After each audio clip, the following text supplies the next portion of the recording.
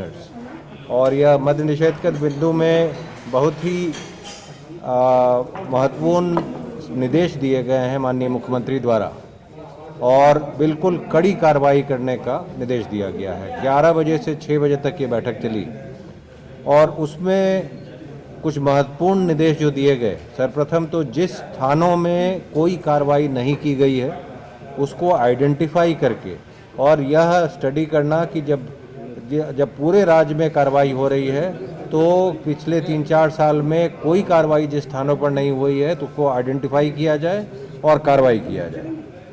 जो border area से जिस रूट से स्मगलिंग होता है शराब का, उसको आइडेंटिफाई किया जाए, उसे प्लग किया जाए। इंटेलिजेंस गैदरिंग सबसे इम्पॉर्टेंट है और एक्शनेबल इंटेलिजेंस लेते हुए उनको देखा जाए कि कहीं अगर सरकारी कर्मी कोई अगर किसी की मिलीभगत है तो उस पर कड़ी कार्रवाई का निर्देश दिया गया है और सरकारी कर्मी को बिल्कुल नहीं बख्शने का आदेश दिया गया है, किसी को माफ़ नहीं करना है। रिकवरी का शिफ्टिंग अगर बॉर्डर डिस्ट्रिक्ट से अंदर के डिस्ट्रिक्ट्स में हो रहा है तो यह समझना है कि बॉर्डर डिस्ट्रिक्ट में क्यों नहीं हो रहा है। अगर कोई केंद्रीय स्तर से टीम जाती है जिलों में और उसके द्वारा वहां रिकवरी किया जाता है तो स्थानीय स्तर के पदाधिकारियों पर भी कार्रवाई होनी है। कॉल सेंटर के एफिशिएंसी पर विशेष बल दिया गया है। कॉल सेंटर पर जब कंप्लेन आता है तो उसको शॉर्ट रिस्पांस टाइम में रिस्पांस होना है और पब्लिक का जो आइडेंटिटी है वो डिस्क्लोज नहीं होना है ताकि कोई भी उस कॉल सेंटर पर कंप्लेन कर सके। जो कमिटेड ऑफिसर्स हैं नशाबंदी की ओर, शराब मुक्ति की ओर, उन्हें महत्वपूर्ण जगह पर पोस्टिंग करना है। सारे प्रभारी मंत्रियों को निर्देश दिया गया है कि वो मैसेज स्प्रेड करें। सारे प्रभारी सचिवों को भी निर्देश दिया गया है कि कम से कम माह में एक बार अपने ज़िले में जाएंगे, अन्य विकास कार्यक्रमों के साथ वो शराबबंदी में क्या कार्रवाई हो रही है उसकी भी समीक्षा करेंगे।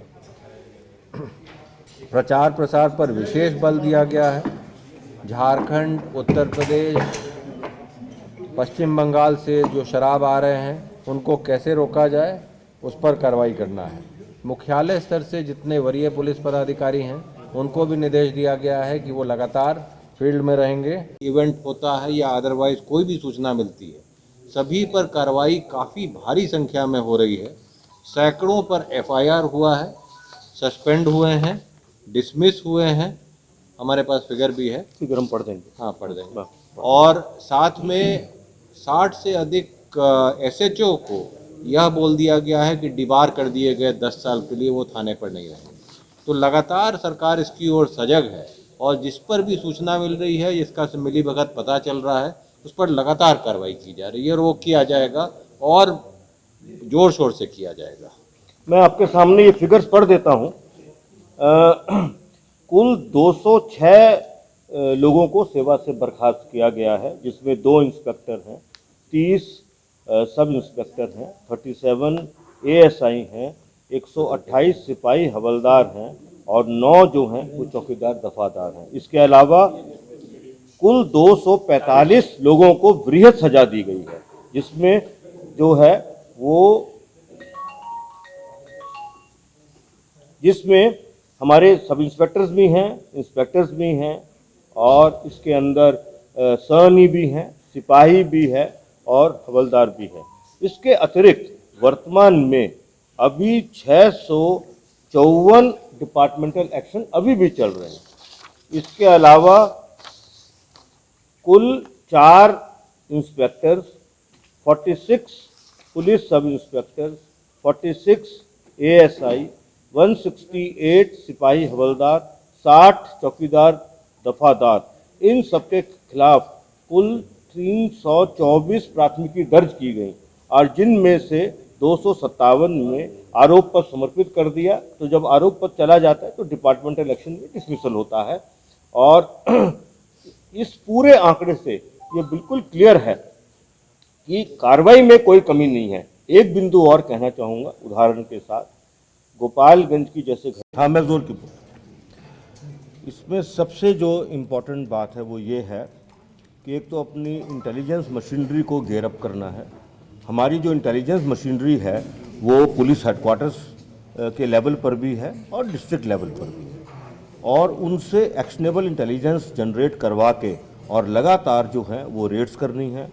लगातार जो शराबबंदी में विरोध उत्पन्न कर रहे हैं या शराब का व्यापार करने की कोशिश कर रहे हैं, उन पे सख्त से सख्त कार्रवाई करनी है।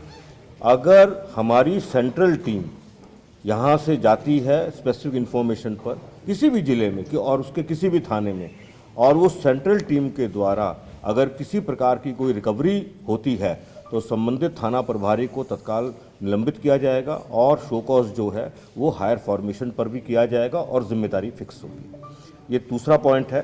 तीसरा पॉइंट ये है कि जो हमारा क्राइम की प्राइमरी ड्यूटी जो है, क्राइम कंट्रोल करने की, लॉ एंड ऑर्डर मेंटेन करने की, वो प्राइमरी ड्यूटी को किसी भी तरह से डाइल्यूट नहीं होने देना है, और इस ड्यूटी के साथ साथ बहुत ही मजबूत तरीके से बिल्कुल कमिटमेंट से ओनरशिप लेकर जो प्रोहिबिशन के जो लॉज हैं उसको एनफोर्स करना है, हर लेवल पर एनफोर्स करना है। जो वायलेटर्स हैं उन पे बहुत ही सख्त कार्रवाई करनी है। जैसे कि अगर किसी एसएचओ की शिकायत आती है तो 10 वर्ष के लिए उसे जो है वो एसएचओ का पद दोबारा नहीं देने की बात है, और अगर किसी का डायरेक्ट टाइप का कनाइवेंस आ जाता है तो उसकी जो है उसे सीधा डिपार्टमेंटल एक्शन करके उसे डिसमिस करना है। इसके अतिरिक्त मुख्यालय लेवल पर हर ऑल्टरनेट डे पर DGP, ACS home, excise commissioner हैं और आईजी प्रोहिबिशन है, उनके स्टाफ हैं, उनको रिव्यू करते रहना है कि जो भी डायरेक्शंस दी जा रही हैं वह डायरेक्शन किस हद तक ज़मीन पे उतर रही हैं, और इंश्योर करना है कि जो भी डायरेक्शन दी जा रही हैं वो हर हालत में ज़मीन पर उतरे।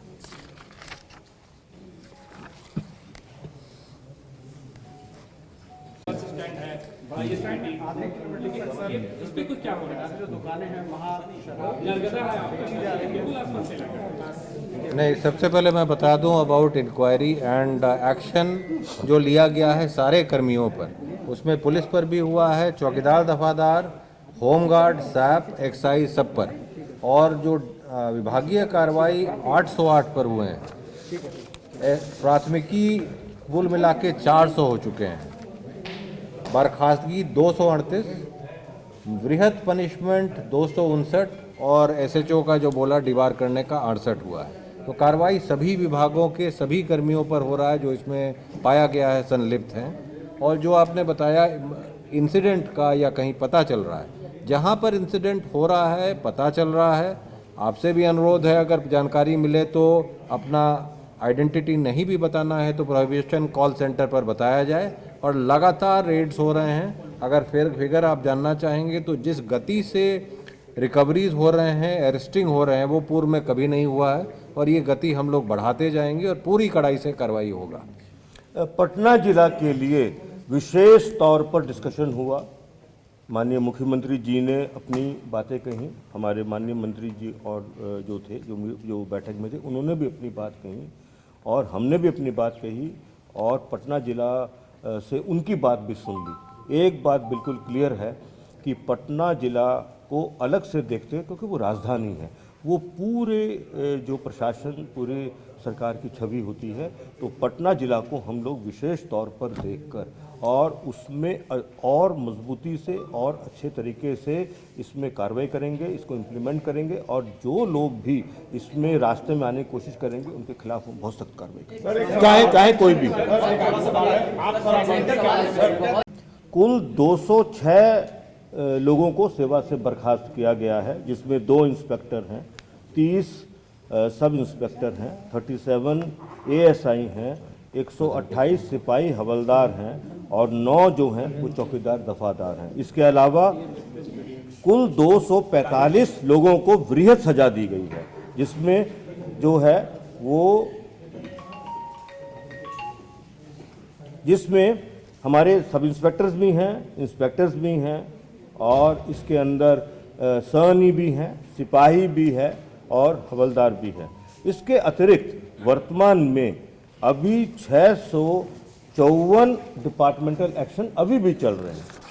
इसके अलावा कुल 4 इंस्पेक्टर्स, 46 पुलिस सब इंस्पेक्टर्स, 46 ASI, 168 सिपाही हवलदार, 60 चौकीदार दफादार, इन सबके खिलाफ कुल 324 प्राथमिकी दर्ज की गई और जिनमें से 257 में आरोप पत्र समर्पित कर दिया। तो जब आरोप पत्र चला जाता है तो डिपार्टमेंटल एक्शन में डिसमिसल होता है। और इस पूरे आंकड़े से ये बिल्कुल क्लियर है कि कार्रवाई में कोई कमी नहीं है। एक बिंदु और कहना चाहूँगा उदाहरण के साथ, गोपालगंज की जैसे घटना हुई है, उस घटना में कम से कम 3 लोग को जस्ट 15-20 दिन पहले ही जेल भेजा था। वो बेल करा के आए हैं। इनफैक्ट उन 3 लोगों में से एक की मृत्यु भी हो गई।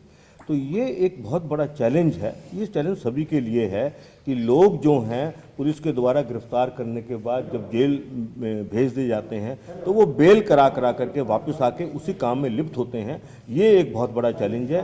बिल्कुल इसी तरह का केस जो है वो कैमूर जिला में भी देखने को मिला था कि कुछ कैमूर जिला के और 1-2 उत्तर प्रदेश के लोग थे जिनको पुराने केस में घटना होने के 1 महीने से भी कम अवधि में जेल में भेजा था। वो बेल करा के दोबारा आए और दोबारा आने के बाद फिर उन्होंने जो है वो शराब बांटने का काम किया। लेकिन वो जो शराब थी उसमें जो मिथाइल अल्कोहल की क्वांटिटी जो है वो पाई गई, जिसकी वजह से लोगों की मृत्यु हुई। तो मैं ये पूरे दृढ़ निश्चय से आप सबके सामने कह रहा हूँ कि हमारी ओर से या हमारे जो पदाधिकारी हैं, हमारे जो कर्मी हैं, वो सब लोग कमिटेड हैं। लेकिन कुछ लोग ऐसे हमेशा से रहे हैं और हमेशा रहेंगे, जो लोग जो हैं वो अपने निजी फ़ायदे के लिए या अपनी जो है अपने संपत्ति अर्जित इलीगल चौकीदार दफादारों से जुड़ा हुआ है। वो जो बिंदु है वो ये है कि जो चौकीदार की बुनियादी जिम्मेदारी है गांव के हर तरह गांव में जो भी गलत काम हो रहा है और इंक्लूडिंग शराब के बारे में भी कोई सूचना है वो उन्हें हर हालत में देना है। उनकी परेड पर वरीय पदाधिकारी भी जाएंगे और अगर जो है वो अपनी बुनियादी जो ड्यूटी है उसमें कोई कमी रखेंगे तो उन पर भी जो है वो सख्त कार्रवाई की जाएगी। चौकीदार हैं, दफादार हैं हमारे, और हमारा जो थाना लेवल है वो भी इंटेलिजेंस कलेक्शन का बहुत ट्रेडिशनल एक सोर्स रहता है। उनको भी उस काम में पूरी मदद करनी है और एक एलिमेंट ऑफ ट्रस्ट जो है वो चौकीदार, दफादार, थानेदार और वरीय पदाधिकारियों के बीच में ट्रस्ट और समन्वय स्थापित करना है। पब्लिक को अपने साथ रोपिन कर लेना है ताकि जिस प्रकार का सूचना, जैसे ही कोई सूचना मिले उसमें उनका नाम पूरा गुप्त रखते हुए और मजबूत से मजबूत कार्रवाई की जा सके। यही अभी बुनियादी बातें हैं, इन पर जो डायरेक्शंस हैं वो दिए गए हैं। इनका इम्प्लीमेंटेशन बिल्कुल सीरियसनेस से और इसके वायलेटर्स पे बहुत सख्त कार्रवाई करने की जो निर्णय हैं वह हुए हैं। निर्णय ये पहले भी थे, इनका इम्प्लीमेंटेशन पहले भी हुआ है। अब इन निर्णयों पर और सख्ती से इम्प्लीमेंटेशन करने की बात है। सिंघल सर कार्रवाई की गाँवों में शराब तस्करों के द्वारा चौकीदारों को कराया जाता है। एक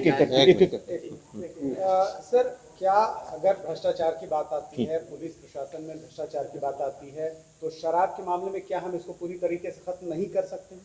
क्योंकि लगातार जो मैं देख रहा हूँ यहाँ पर प्रशासन की बात आ रही है, हर जगह इस बात को उठाया जा रहा है कि पुलिस को सब पता है, लोगों को इन्फॉर्मेशन है, गांव को पता है, चौकीदार को पता है। इवन राजधानी पटना की बात की जाए, चाहे दूर सुदूर किसी गांव की बात की जाए, सब जगह यही बात है। सवाल प्रशासन से है और शासन। मैं इसमें 2 चीज़ जोड़ना चाहूँगा। एक तो आज की बैठक का एक ये भी पर्पस था कि पूरे सरकारी तंत्र में को पुनः रिन्यू किया जाए, और उसी के लिए यह भी निर्णय हुआ है कि 26 को जो मद्य निषेध दिवस होना है उसमें हर एक आदमी पुनः शपथ भी लेगा इसकी ओर। दूसरा, हर जिला में यह भी निर्देश दिया गया है कि डीएम, एसपी और एक्साइज के और स्पेशल पीपी हर 15 दिन पर मीटिंग करेंगे और इसको रिव्यू करेंगे, जो कमियां हैं उसको सुधारेंगे। जहां तक कार्रवाई की बात कर रहे हैं, पुलिस पदाधिकारियों और इवन एक्साइज के पदाधिकारियों, कर्मियों पर जब भी कोई इवेंट होता है या अदरवाइज कोई भी सूचना मिलती है सभी पर कार्रवाई काफ़ी भारी संख्या में हो रही है। सैकड़ों पर एफआईआर हुआ है, सस्पेंड हुए हैं, डिसमिस हुए हैं, हमारे पास फिगर भी है। फिगर हम पढ़ देंगे। हाँ, पढ़ देंगे। और साथ में 60 से अधिक एसएचओ को यह बोल दिया गया है कि डिबार कर दिए गए 10 साल के लिए, वो थाने पर नहीं रहेंगे। तो लगातार सरकार इसकी ओर सजग है और जिस पर भी सूचना मिल रही है, जिसका मिलीभगत पता चल रहा है, उस पर लगातार कार्रवाई की जा रही है और वो किया जाएगा और जोर शोर से किया जाएगा। मैं आपके सामने ये फिगर्स पढ़ देता हूँ।